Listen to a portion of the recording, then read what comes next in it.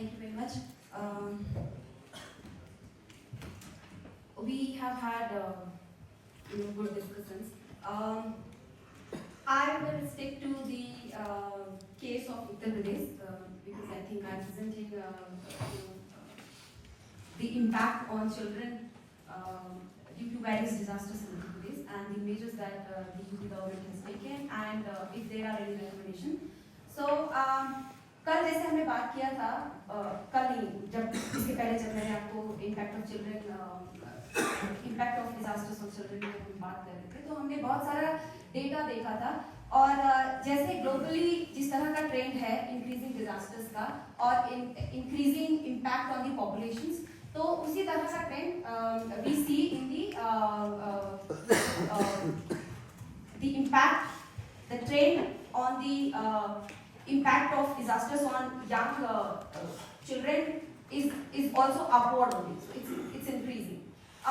We had discussed a few data of कि कैसे हर 6 में से एक बच्चा जो है साइक्लोन अफेक्टेड है, 7 में से एक बच्चा रिवर एंड फ्लड्स अफेक्टेड है, 10 में से एक बच्चा कोस्टल फ्लड्स अफेक्टेड है, 3 में से एक बच्चा हीट वेव से अफेक्टेड है, etc. etc.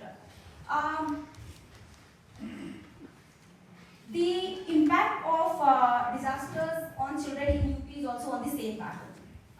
जैसे हमने डिस्कस किया था लास्ट पिछले ट्रेनिंग प्रोग्राम में दैट फिजियोलॉजिकल साइकोसोशल और साइकोलॉजिकल एंड सोशल इम्पैक्ट जो है बच्चों को मतलब ये चीज़ें चिल्ड्रंस का यूनिक वल्नरेबिलिटी बनाती हैं। कुछ डेटा हमने देखे थे ग्लोबली और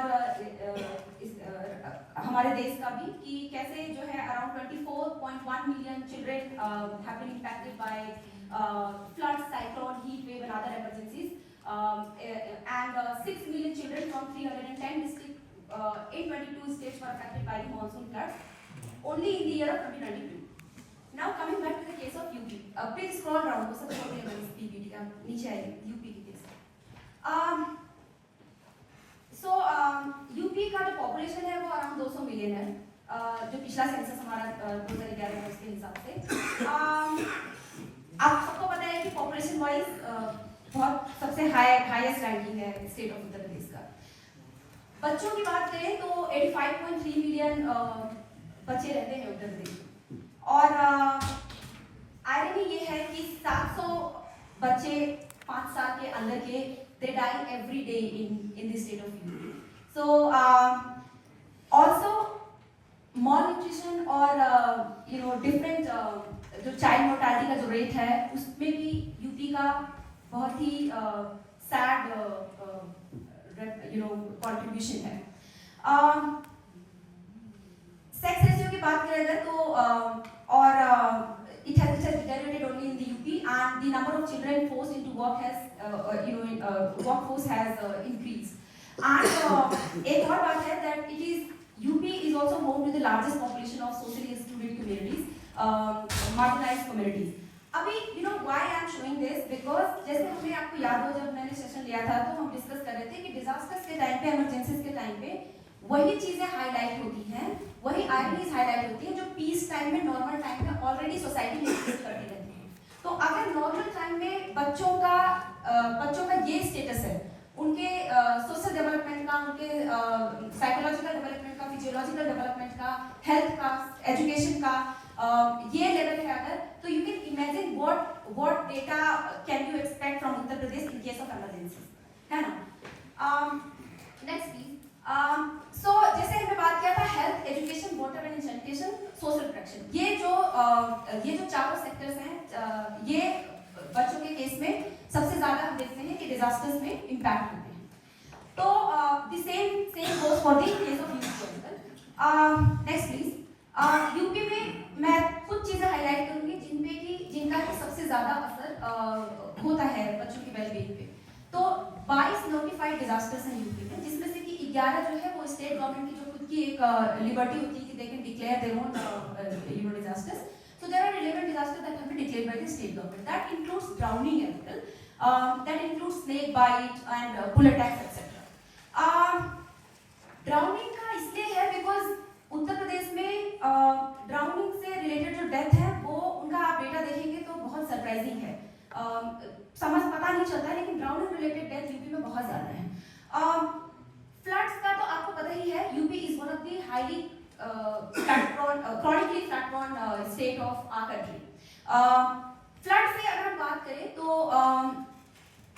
जितने भी फ्लड अफेक्टेड एरियाज हमारे होते हैं उसमें 84% जो बच्चे हैं फ्लड अफेक्टेड एरिया में जो रह रहे हैं they are adversely affected. This is the data that is available on the UNICEF website. Bahraich है, बलरामपुर, गोड्डा, श्रावस्ती, बाराबंकी, ये सारे एरियाज जो है ना ऊपर नॉर्दर्न रीजन में है उत्तर प्रदेश के, chronically affected है, and we see the impact on children because of various reasons that we will discuss. Drowning का ये है कि फ्लड के टाइम पे भी और फ्लड ना हो तो भी जो ड्राउनिंग के केसेस होते हैं वो यूपी में बहुत ही ज्यादा हैं, और मतलब this is very sad that 25% of the total drowning related जो भी फैटलिटीज होती हैं वो बच्चे हैं उत्तर प्रदेश में। Next please. उसके अलावा हेल्थ की अगर हम बात करें तो malnutrition, diarrhoea, acute encephalitis syndrome, आपने केसेस बहुत सारे सुने होंगे दैट बिहार बॉर्डर से सटे हुए बहुत सारे जो एरियाज हैं, Gorakhpur, Ghazipur etcetera, you no वहाँ पर बहुत सारा इसको जापानीज इंसेफ्लाइटिस भी बोलते हैं। इसमें मतलब बहुत ही हाई नंबर ऑफ कैजुअलिटीज होती हैं वहाँ पर। और बच्चों के मामले में निमोनिया है, डायरिया है, एक्सट्रीम वेदर इवेंट्स एंड उनकी वजह से भी जो हेल्थ और वाटर एंड सैनिटेशन इश्यूज है वो और भी ज़्यादा बढ़ जाते हैं। अभी पॉइंट ये है दैट हीट वेव जो है बहुत सारा आप ये देखेंगे कि जो डेटा ऑफ फर्टिलिटीज है बच्चों का उत्तर प्रदेश के केस में, वो डेटा का थोड़ा सा ऐसा है कि ठीक से ना अवेलेबल होने की वजह से यूपी में और under report under you know under what you say kind of reporting of the death due to disasters. बहुत सारे ऐसे डेटाज हैं जो बच्चों के मामले में यूपी के केस में अवेलेबल नहीं है, और लेकिन आप देखिए जैसे माल न्यूट्रिशन है, डायरिया है, ये फ्लड के बाद भी डायरिया के केसेस बहुत सारे बढ़ जाते हैं। माल न्यूट्रिशन के केसेस जब भी क्रॉनिक जो फ्लड प्रोन एरियाज है वहां पर बढ़ जाते हैं, या फिर जो इवन जो जापानीज इंसेफ्लाइटिस है जिसको एक्यूट इंसेफ्लाइटिस सिंड्रोम बोलते हैं etcetera, you know this has been linked with the extreme this has been linked with climate change as well. तो बहुत सारा डायरेक्ट इनडायरेक्ट इम्पैक्ट है बच्चों पर, जो कि जिसके कि डेटा चूंकि बहुत अच्छी तरह से अवेलेबल नहीं है, तो we don't have a story based on data to tell you, but this is the scenario of the impact on the health in the Uttar Pradesh because of the various climate change and extreme weather related events and the reality of the social development in the Uttar Pradesh. उसके बाद अगर education की बात करें हम तो the same जो आप नेशनल लेवल पे जिस तरह का असर देखते हैं in case of emergencies, वो वही पैटर्न आपको यूपी में भी दिखाई देता है। Loss of school infrastructure due to disasters, loss of learning materials due to disasters, loss of school time and closure is a big issue in Uttar Pradesh. Lack of access to school during the emergencies is another thing. Drop outs, हमने specially ये बहुत ज़्यादा clear रहा है Covid के time में हमने कितनी अच्छी तरह से देखा है कि जो बच्चों के एजुकेशन पे ड्रॉप आउट्स पे जो असर पड़ता है of emergency. Then road injuries, accidents during school time is another factor. And loss of recreational activities is another impact of emergencies on children. Next please. अभी दूसरा चीज एक ये है कि जैसे हमने बात किया था कि कई सेक्टर्स पे असर पड़ता है, हेल्थ पे, एजुकेशन पे, वाटर एंड सैनिटेशन पे एंड दी सोशल प्रोटेक्शन पे भी। तो सोशल प्रोटेक्शन की अगर हम बात करें उत्तर प्रदेश के बारे में, तो जैसे मैंने आपको याद हो कि चाइल्ड ट्रैफिकिंग पे बहुत डिस्कस किया था आपके साथ कि कैसे इन केस ऑफ इमरजेंसी या post disaster scenario child trafficking is serious issue जो दिखता नहीं है अनफॉर्चुनेटली, पता नहीं क्यों, शायद ठीक से डेटा अवेलेबल नहीं है या रिपोर्टिंग ठीक से नहीं होती है, लेकिन बाद में जब हम देखते हैं तो डेटा बहुत सैड है।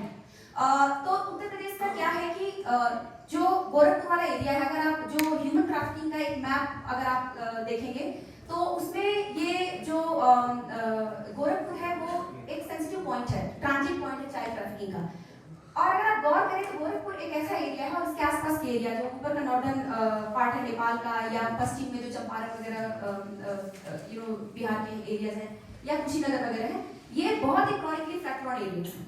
तो जब आपकी रियलिटी ये है नॉर्मल टाइम में ऑफ ह्यूमन ट्रैफिकिंग, और हमको ये मालूम है कि कि किस तरह से जो चाइल्ड ट्रैफिकिंग है वो पोस्ट इमरजेंसी बढ़ जाती है, तो there is very high chances of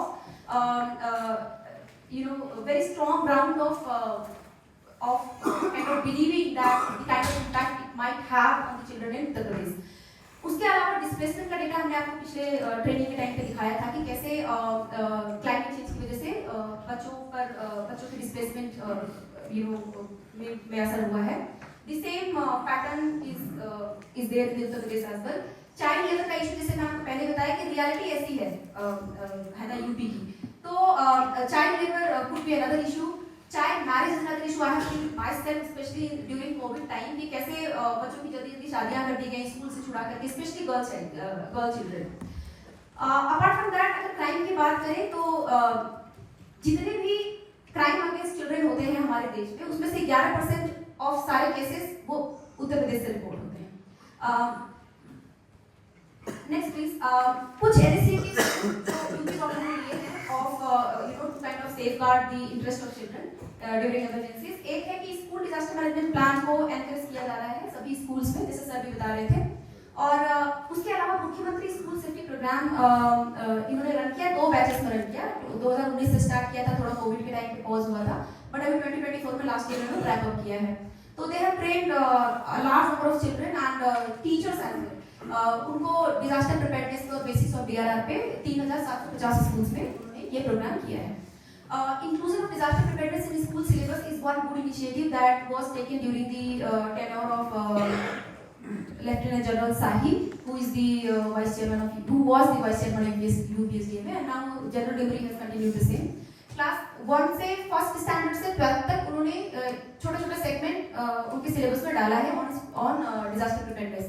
सो उसके अलावा चाइल्ड फ्रेंडली स्पेसेस की बात हो रही है यूपी में कि जो भी हमारे और साइकोलॉजिकल सपोर्ट और प्ले बेस्ड लर्निंग वगैरह दिया जाए उनको जब भी हम फ्लड रिलेटेड शेल्टर्स वगैरह बनाते हैं. तो apart from that heat wave जो एक्शन प्लान अभी यूपी का बना है उसमें चिल्ड्रंस के नीड का मेंशन किया गया है. अभी बहुत नया है तो मैं कह नहीं सकती कि कितना अच्छा इसका इम्प्लीमेंटेशन होगा, but at least it is there.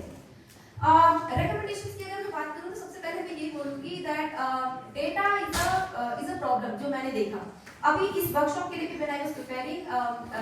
आपको बच्चों से स्पेसिफिक कोई डेटा यूपीएसडी में वेबसाइट पे या रिलीफ कमिश्नर की वेबसाइट पर उत्तर प्रदेश में नहीं मिलेगा, जबकि ऐसा नहीं है कि उनके पास एटलीस्ट जो डेथ रिलेटेड डेटा है because of the different hazards that is very much available with the UP government.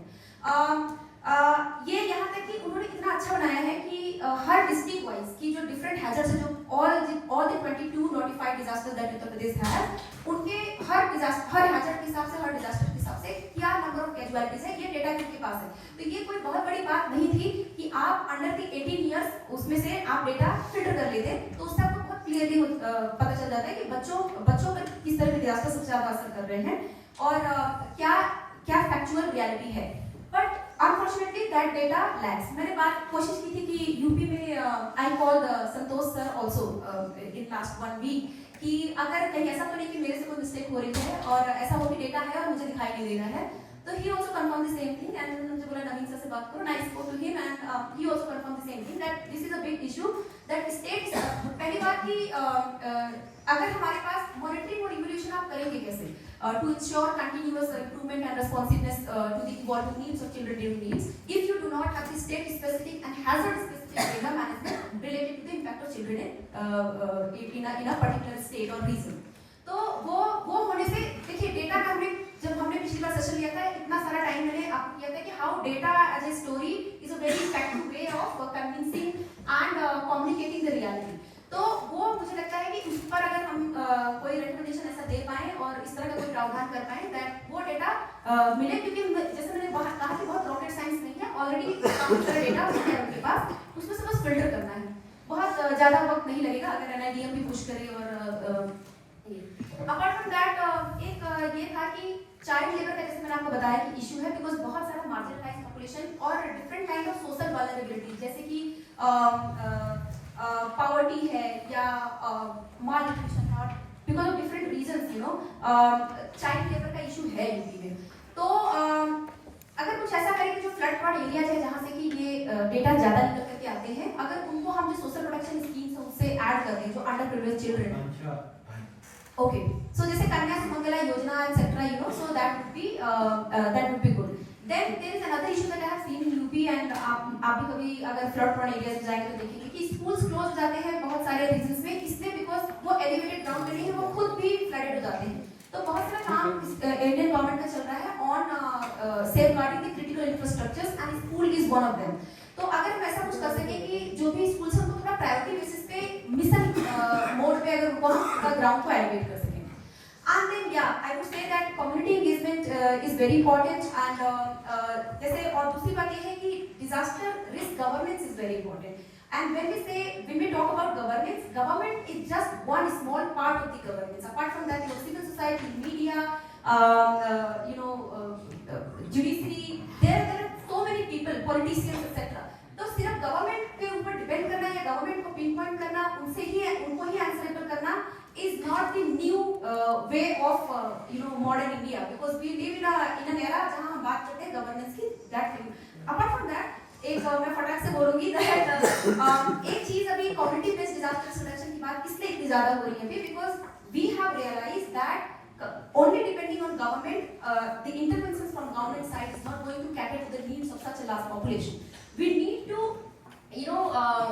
kind of the community itself has to work on its empowerment when it comes to disaster management, because disaster management is everyone's business and children are everyone's business. तो जैसे आप लोग बोल रहे हैं कि आप खुद अपने घरों में, जैसे सर ने भी पूछा था पहले ही कि आप में से कितने लोग हैं, मीटिंग सर ने पूछा था कि आपके घर में कितने बच्चे जिनको पता है कि इन केस ऑफ इमरजेंसी क्या करना है। तो कई बार हम बात नहीं करते बिकॉज हमको लगता है कि ये सैड चीजें हैं, इस तरह की बातें नहीं करनी चाहिए, अशुभ चीजें हैं, इस तरह की बातें क्यों करना है, इस तरह का कॉमन एक कल्चरल पैटर्न आपको देखने को मिलता है, लेकिन हमें करना चाहिए।